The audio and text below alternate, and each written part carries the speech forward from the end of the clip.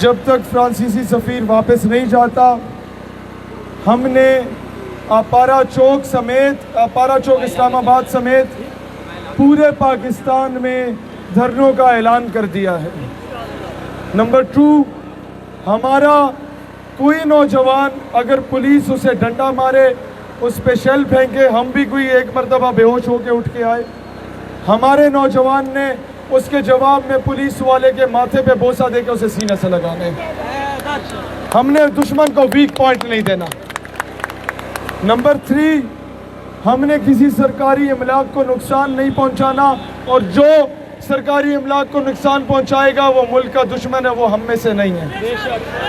سمجھ لیں، کیونکہ ہمارے ٹیکسوں پہ بنتی ہے اور یہ ہمارا ملک ہے، دشمنی ہماری فرانس کے ساتھ ہے۔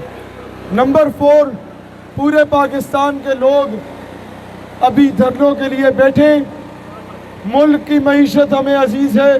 اس ملک میں جب بلوچستان میں بھارت نے پروپیگنڈے کی کوشش کی تو اس وقت میں پہلا پاکستانی تھا جس نے ڈیرہ بگٹی میں 7,000 لوگوں کا جلسہ کر کے پاکستان کا پرچم لہرایا تھا۔ اس ملک میں جب آپ لوگوں نے خیبر پختونخوا میں انڈیا نے کوشش کی ہے بتانے کی کہ یہ ملک دشمن ہے، میں نے وہاں جلسے کر کے یہ ثابت کروایا کہ انہیں اختلاف حکومت سے ہے۔ یہ پشتون، اس نے تمہیں کشمیر آزاد کر کے دیا تھا، اس نے جہاد افغانستان میں تمہیں کامیاب کروایا تھا۔ یہ پاکستان کا غدار نہیں، پاکستان کا سب سے بڑا وفادار یہ پشتون ہے۔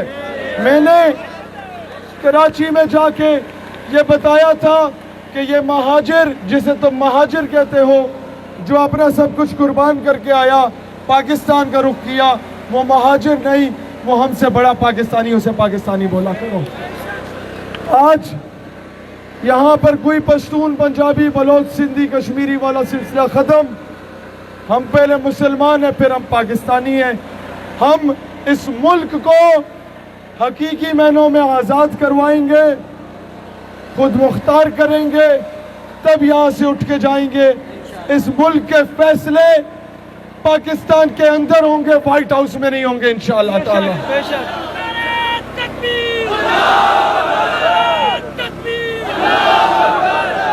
یہ نوجوانوں کا فیصلہ ہے، ہمارا تعلق کسی سیاسی مذہبی جماعت سے نہیں ہے، البتہ تمام سیاسی مذہبی جماعت ہو، کوئی بھی ہو جو مسلمان ہے، رسول اللہ علیہ السلام کی حرمت کے لیے ہم بیٹھیں گے۔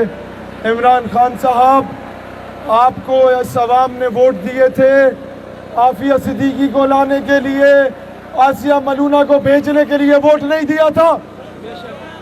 عمران خان صاحب، اب تم چاہتے ہو، ہم بھی چاہتے ہیں تم امت کے لیڈر بن جاؤ، طیب اردگان کے بعد امت تمہیں سلام کرے، فی الفور فرانسیسی سفیر کو لات مار کے ملک سے باہر بھیجو، اور اگر یہ نہیں بھیجتے تو ہمارے اختیار میں بھائی یہ تھا، جو ہمارے اختیار میں ہم کریں گے انشاءاللہ۔ ہمارے والدین، ہمارے بیوی بچے، ہماری اولاد، ہمارا جان مان، ہمارا تن من دھن، جان مال عزت آبرو سب کچھ رسول اللہ علیہ السلام کی حرمت، ان کی ناموس پہ قربان ہے۔